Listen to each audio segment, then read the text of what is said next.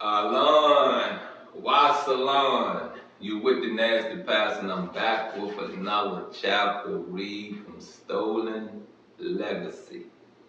Look, I did as I said, you know what I mean? I didn't come up with too much. You feel what I'm saying? But I did what y'all said, you know what I mean? Well, not well, what I did what I said, you know. I went and I looked up the author named George G.M. James, and it's a George J.M. James. I'm thinking that's a misprint for real. You know what I mean? Under the name, under a book title Stolen Legacy. But look, I would just say this to you. You know what I mean? There's not a lot of books he wrote. You know what I mean? Not a lot of books that I saw on the Barnes and Noble site that he wrote. And there is, apologize. There is different versions of Stolen Legacy. There are different versions of this book, Stolen Legacy. I cannot find the book, well, the cover of the book I read. You feel what I'm saying? But I'm going to say this to you, you know, you can keep republishing. You can keep adding on, because Mr. George G.M. James, he dead, rest his soul. I tell you that, you know what I mean? Rest his soul. He done something beautiful before he left this earth. And that was to publish these books of Stolen Legacy. And you can keep republishing it under his name. You can keep adding on to it. I'm going to keep reading. Yeah, I'm going to keep reading. You know what I mean? I'm going to keep reading. I'm going to keep uplifting our culture. I'm going to keep pointing out the good, the bad, the in-between. I'm going to keep doing all that. You feel me? I'm going to keep doing all of that. Anywho, you know what I mean? I feel wonderful. This read right here. You know where we at? We're in chapter 9.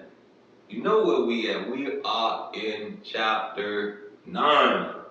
Which means we got 1, 2, hold on, 1, 2, 3, 4. 1, 2, 3, 4, 5, 6, 7, 8, 9. We got 10 pages to go. And the way I see that, you know what I mean, we could break this into a 3-part read, or we could break this into a 4-part read. However I do this, you know what I mean, the title of this chapter is beautiful. Social Reformation through the New Philosophy of African Redemption. Come on. Social Reformation. Come on now. Social Reformation through the New Philosophy of African Redemption. Now, before we get into this read, you know what I mean, we're going to look up reformation. I hope you know what the reformation means. You get what I'm saying?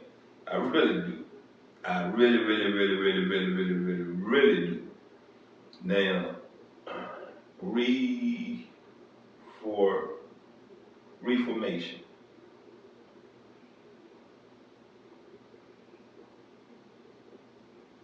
Come on, why you going to give me that? Give me the definition. Come on now, give me the definition. There we go. Alright, the action or process of reforming an institution or practice. You feel what I'm saying? A 16th century movement for the reform of abuses in the Roman Catholic Church and the establishment of the Reformed and Protestant churches. What else we can come up under?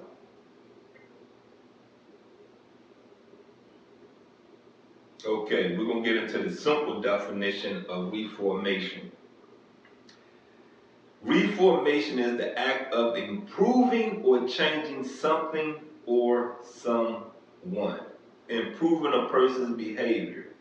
Changing the structure of something. Correcting abuses and bad habits. Rescuing someone from error and returning them to a rightful course.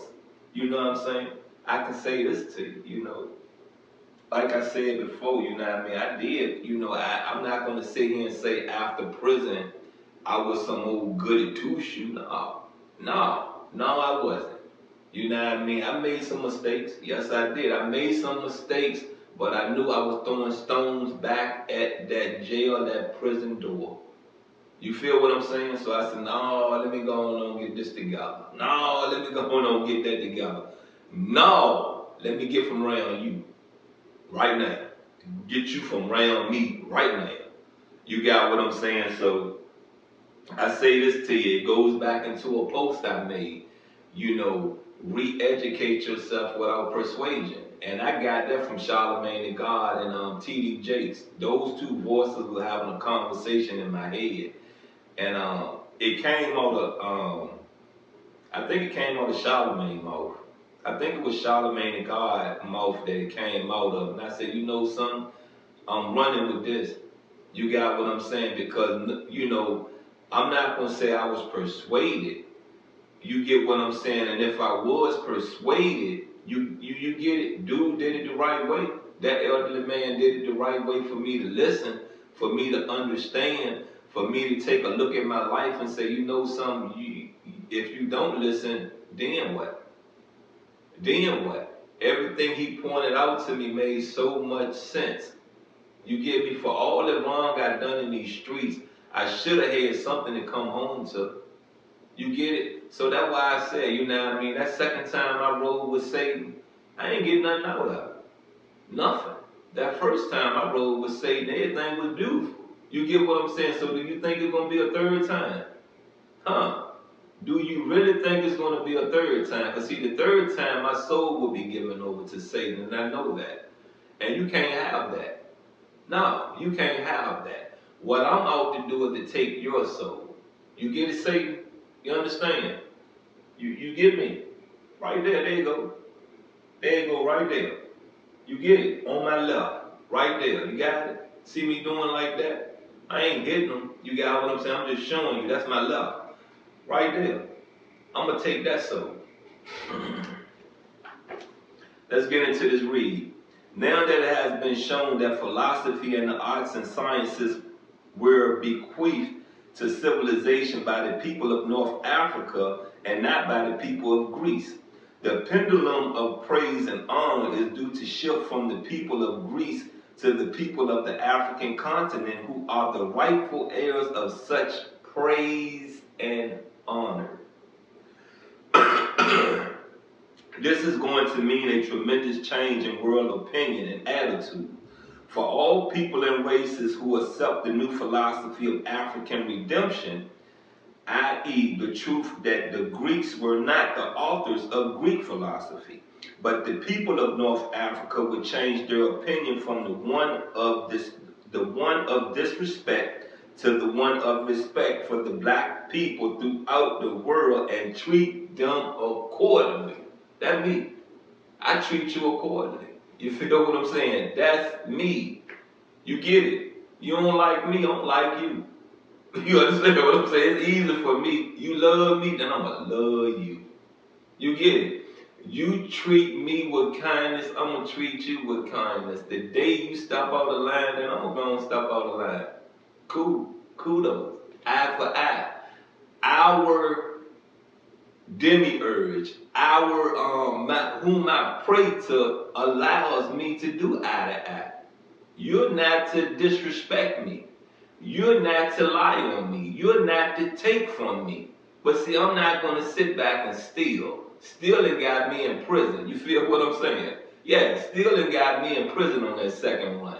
So I'm going to say this to you again. There's some things that I'm going to do to you eye to eye, but there's some things that I know within the American laws, I would end up losing. You get it? I would end up losing. It is also going to mean a most important change in the mentality of the black people. You get it? Your mind state. You got to change that also. A change from the inferiority complex to the realization and consciousness of their equality with all the other great peoples of the world who have built great civilizations. With this change in the mentality of the black and white people, great changes are also expected in their respective attitudes towards each other and in society as a whole. In the drama of Greek philosophy, there are three actors who have played distinct parts, namely Alexander the Great, who by an act of aggression invaded Egypt in 333 BC and ransacked and looted the royal libraries at Alexandria, and together with his companions carried off a booty of scientific philosophy and religious books. Now you get it. Remember I was explaining to y'all within this reading what Aristotle, Plato, Socrates, the rest of them philosophers and Greek philosophers did, right? These books that Alexander the Great, got from out of our, knowledge, out of our libraries, out of our temples was passed on to them to, teach the Greeks how to be civil, teach the Greeks about the stars, teach the Greeks how to have a relationship with the demiurge. Egypt was then stolen and annexed as a portion of Alexander's empire, but the invasion plan included far more than mere territorial expansion, for it prepared the way and made it possible for the capture of the culture of the African continent. Did you hear me? It prepared. You get it? Prepared for the capture. Don't you feel captured? Don't you still feel in bondage? Do you not? Do you not still feel the bondage? Because if you didn't feel that way, you wouldn't have so much hate towards a government that really you shouldn't have. You shouldn't have it. You got what I'm saying? You keep tricking yourself every day to keep going against a government that put things in place for you to win. So that's something, that's something illiterate with you. That's really something illiterate with you. There are laws that cannot be denied in no court of law. This brings us to the second actor, that is the school of Aristotle, whose students moved from Athens to Egypt and converted the royal libraries, first into a research center and secondly into a university, and thirdly compiled that vast body of scientific knowledge which they had gained from research, together with the oral instructions which Greek students had received from the Egyptian priests, into what they have called the history of Greek philosophy. Now, if you're really keeping up with my readings, can you understand why they killed them? Can you? They turned our philosophies, our way of life, into theirs. You get it? And that's not what they were supposed to do. They were supposed to figure how to either say that this is wrong, you get me? Or either make it aware that this does not come from these Egyptians. You get what I'm saying? The root of it comes from out of Greece, come from out of Europe. Excuse me. In this way, the Greeks stole the legacy of the African continent and called it their own. And as has already been pointed out, the results of this dishonesty has been the creation of an erroneous world opinion that the African continent has made no contribution to civilization because her people are backwards and low in intelligence and culture. So I'm going to stop right there because I want to dig into my culture. You know what I mean? It's right here. This is what George G.M. James telling you. If you can accept it from George G.M. James, you need to accept it from me. Because see, this is where I researched the African culture.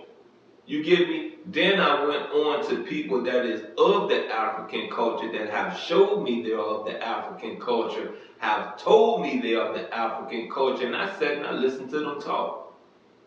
This is where I get it from.